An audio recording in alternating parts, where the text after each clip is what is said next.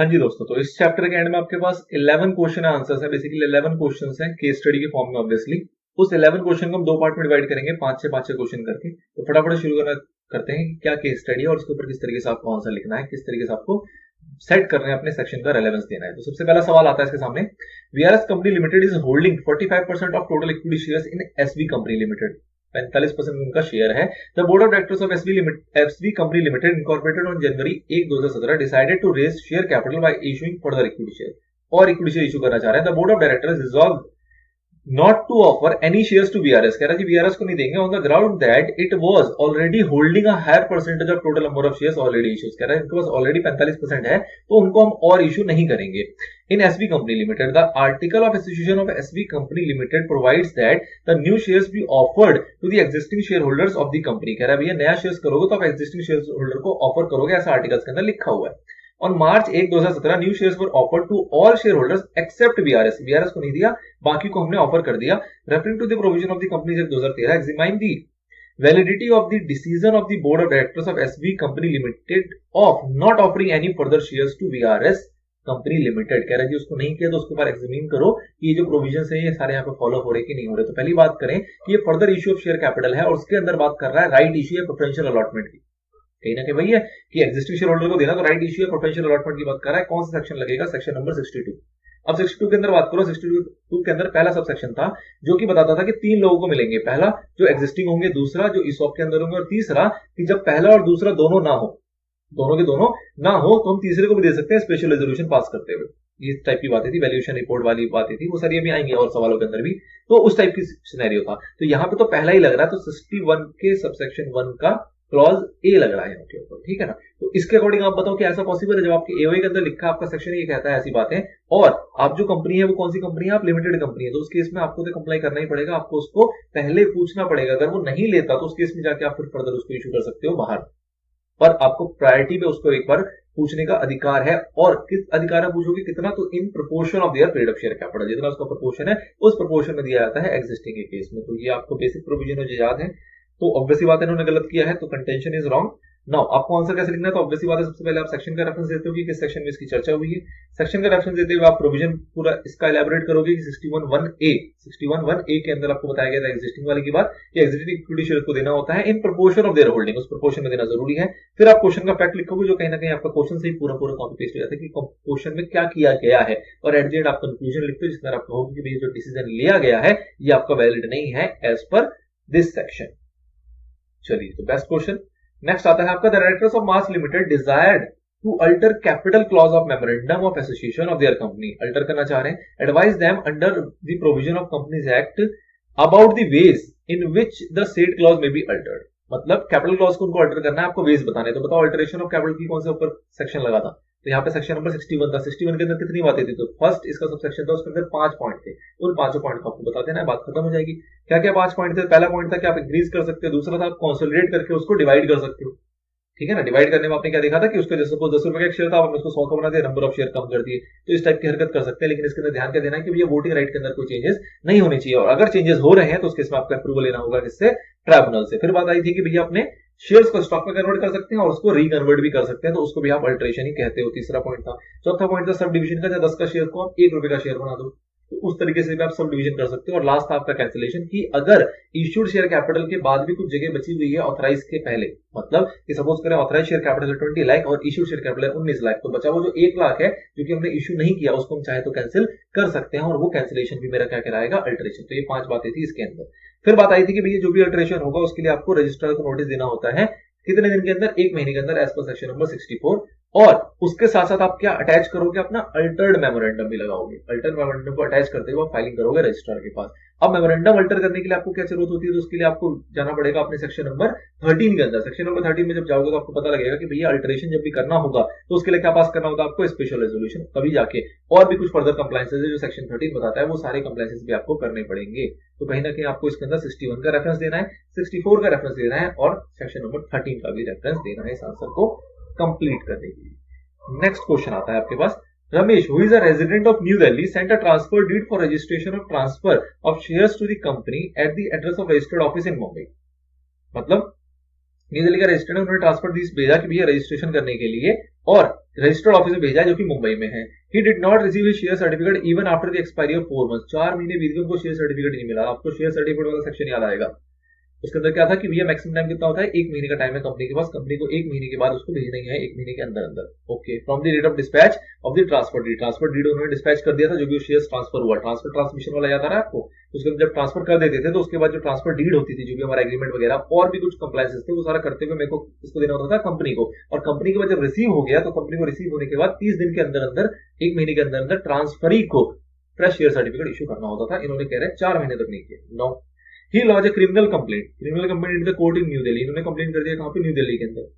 अब यहां पे एक दिक्कत हो गई, decide on the provision of company act 2013 whether the court at New Delhi is competent to take action in the said matter. क्या कोर्ट कॉम्पिटेंट है? तो पहली बात तो ध्यान रखना, कोर्ट इज ट्राइब्यूनल, ठीक है ना, इसमें टेंशन नहीं लेना कि इन्होंने कोर्ट में केस कर दिया, दैट इज कैबिनल, मतलब ट्राइब्यूनल, कंपनी एक्ट में उसको ट्राइब्यूनल की तरह ट्रीट किया जाता है, कोई दिक्कत नहीं है उसके अंदर। ओके, तो आप पहले तो इसका प्रोविजन बात करें, तो प्रोविजन में आपको वही लिखना है कि भैया हर एक कंपनी के अंदर अगर कुछ भी ऐसी चीज होती है, तो आपने देखा था ट्रांसफर एंड ट्रांसमिशन वाला सेक्शन, सेक्शन नंबर 56 का रेफरेंस दोगे, और उसमें आपने बताया था कि 1 महीने का टाइम है भैया, 1 महीने के अंदर अंदर आपको ट्रांसफर कर देना होता है, और अगर ट्रांसफर नहीं करोगे तो उसके ऊपर फिर पेनल्टी प्रोविजन था। पेनल्टी प्रोविजन क्या था कि कंपनी के ऊपर फाइन लगेगा 25,000 से 5 लाख तक, और बात करें अगर ऑफिसर के ऊपर तो उसके ऊपर फाइन लगेगा 10,000 रुपए से लेके 1 लाख रुपए तक, सिर्फ फाइन था, इंप्रिजनमेंट की कोई बात नहीं थी। लेकिन यहाँ पे मिस्टेक क्या हो गई कि ध्यान दो, जिस कंपनी की बात चल रही है वो कंपनी का रजिस्टर्ड ऑफिस कहां है, मुंबई में, तो उसका जुरिस्डिक्शन कहां होगा, मुंबई में। आप कहां केस कर रहे हो, आपने कहां पे केस किया, आपने केस किया दिल्ली के अंदर, ये नहीं चलेगा।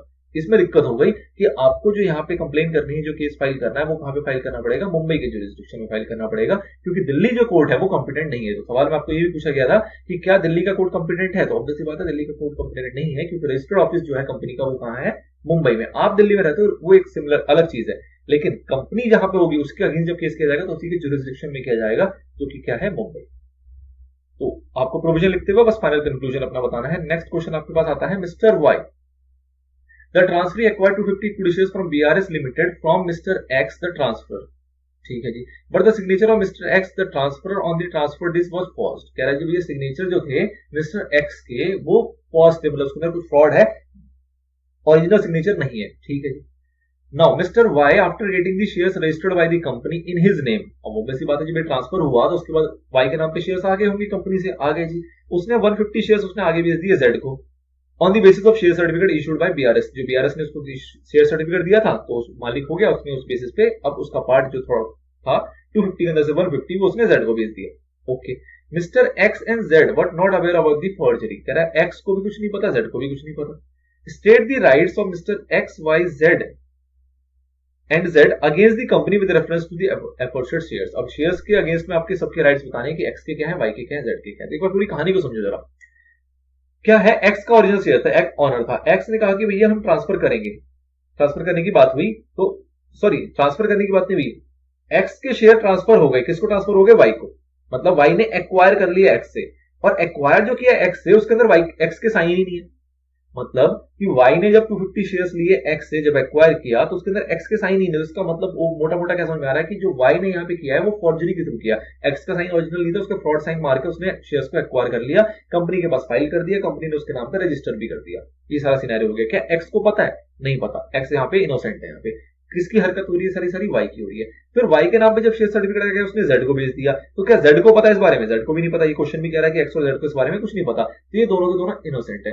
कंपनी ने जो ये काम किया तो कंपनी को क्या पता था, कंपनी को भी नहीं पता था, कंपनी का फ्रॉड चला, तो कंपनी का भी कुछ इसके अंदर ऐसा नहीं है कि कंपनी ने इंटेंशनली किया है, नहीं किया। अच्छा जी, तो अब क्या होगा, तो हमने क्या देखा हुआ है कि भैया जब एक बार कंपनी रजिस्टर कर देती है तो हमें पता लगता है कि प्राइमा फेसी एविडेंस जो होता है वो वही होता है जो कि कंपनी शेयर सर्टिफिकेट इशू करती है विद कॉमन सील, जिसके अंदर साइन होते हैं 2 डायरेक्टर के या फिर 1 director, 1 company secretary, as the case में भी, अगर कंपनी सेक्रेटरी कंपनी में है तो।